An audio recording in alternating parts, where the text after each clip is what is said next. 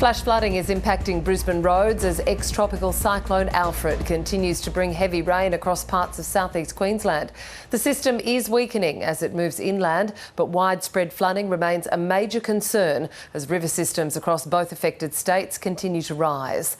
As significant rain starts to smash Brisbane again, Hervey Bay on Queensland's Fraser coast has copped it, as you can see here. Residents were told to shelter as the area received more than 300 millimetres of rain in 8 hours, triggering flash flooding. It is the heaviest recorded rain in the region since 1955. Up and down the coastline, destructive gale force wind gusts have torn through large areas, ripping trees from their roots, eroding beaches and bringing down thousands of power lines. The rainfall is bloating already swollen rivers, prompting authorities to plead with drivers to avoid the roads. In northern New South Wales, the SES has made more than 20 flood rescues over the past day, including a family of 8 trapped driving through flood waters. Early this afternoon, Queensland Premier David Crisafulli tried to reassure residents.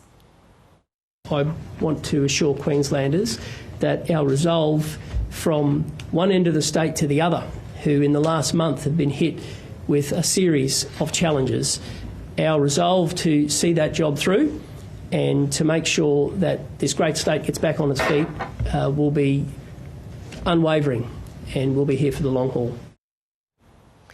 In southeast Queensland, power is out to more than 450,000 customers, while across the border there are around 14,000 homes and businesses without electricity. An evacuation warning for Lismore CBD has been lifted this afternoon, allowing residents to return home. But authorities are urging others who have evacuated not to go back until they're told to do so. The Queensland Premier says the government will post a list online by 5 p.m. tonight, showing every school and indicating whether or not it will be open tomorrow. Heavy rain that may lead to flash flooding is forecast to continue developing across southeast Queensland and northern New South Wales, with some areas currently copping intense rainfall. And to give you an idea of the volatility of the situation as it currently stands, the SES has issued prepare to evacuation notices for low-lying communities near the Clarence River because we're experiencing in that northern river's western section a heightened level of rainfall. So this is a fluid situation. The rain is falling unevenly across the catchments, and as a result there'll be different advices for different valleys and different communities. That's why it's important to download the Hazards Near Me app, get the information as quickly as possible, act on it as soon as possible. The Prime Minister has thanked ADF crews supporting local communities after a Defence Force incident in northern New South Wales yesterday left a dozen personnel injured.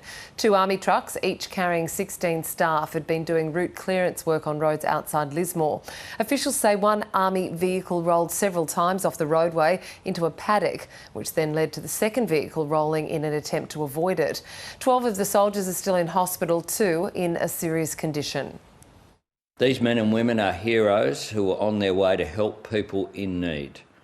They were doing this at a time when some of their own families were bearing the brunt of Alfred. We will never take for granted the enormous sacrifice our soldiers make for us, and we will do all we can to support those injured and their families.